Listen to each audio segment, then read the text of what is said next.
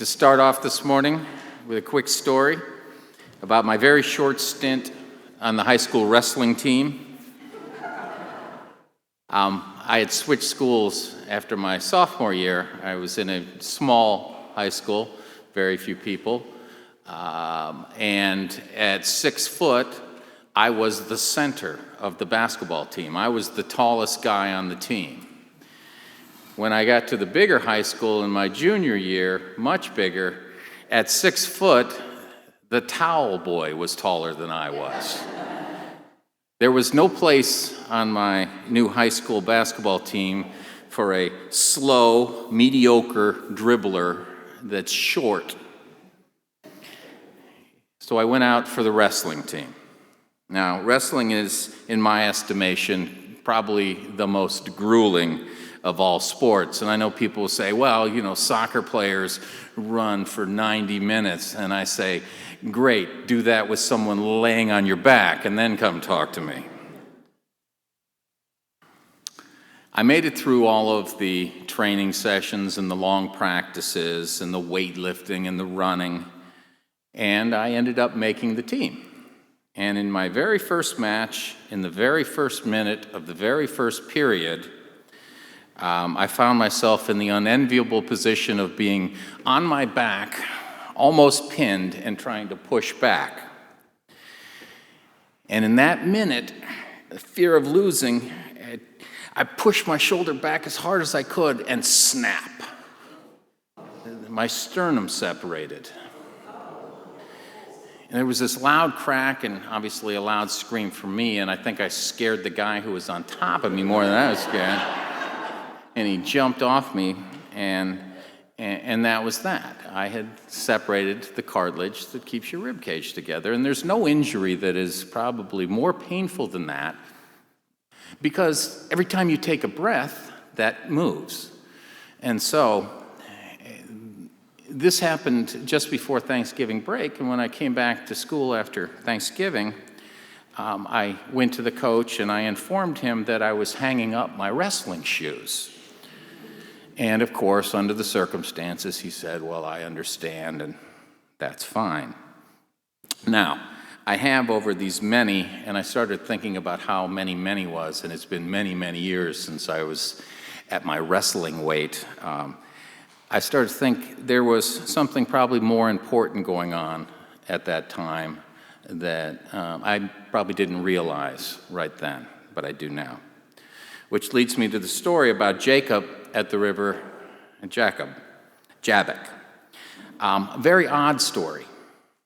Jacob's traveling with his family and servants, and with his family across the river and down for the evening, Jacob was left alone. Jacob was left alone. The words paint a stark picture in my mind. Who among us has not been left alone with ourselves in the darkness of the night, alone with our thoughts, alone with our fears, alone with our worries?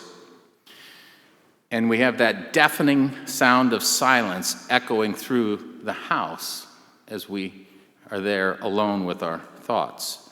It's as though time were moving like Sisyphus pushing that rock up the hill. Alone with ourselves, we're left to contemplate our lives, our loves, our losses. We curse our addictions. We long for our youth. We figure and refigure our bank accounts and bills, hoping somewhere along the line we moved a decimal point and there's going to be more there tomorrow than there was today. And sometimes in the night as we're lying there alone, we scream out in frustration at the world and at God, and we say, you know what? Thanks for a boatload of nothing.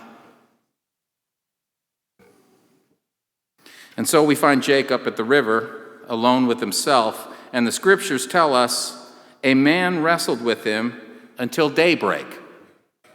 We're not told who the man is, where he came from, or why in the world he wanted to wrestle Jacob. All we know is that he wrestled with Jacob. And Jacob put up the good fight until the end. The man, realizing that he was losing to Jacob, hit him so hard that his hip was knocked from its socket, so hard that it caused Jacob to limp the rest of his life. Apparently, this was no ordinary wrestling match. This was that WWE SmackDown stuff you watch on Spike television. And Jacob was on the losing end of it. Daylight then begins to overtake the darkness of the night, and the man tells Jacob, "Let me go, for the day is breaking." And again, how many of us have been in that situation? Struggled through the night with ourselves, only to call a truce to the tussle at daybreak. Sadly, however, we know it's often only temporary. But in this case, at daybreak, when the man tells Jacob, "Let me go, it's morning, we'll resume again this evening," Jacob says, "No. Nope. No, I will not let you go unless you bless me. I will not give up on myself, my family, or my God again. I will not. We are going to settle this right now, once and for all, here this morning." So the two stand facing one another, sweaty, dirty from their battle, trying to catch their breath, kind of like John Wayne and Randolph Scott in an epic Western, or for younger people, The Rock and whoever The Rock always takes on in those movies. And I must admit, for the first couple times that I read this, that's how I read the story. I walked away with the John Wayne Western moral to the story.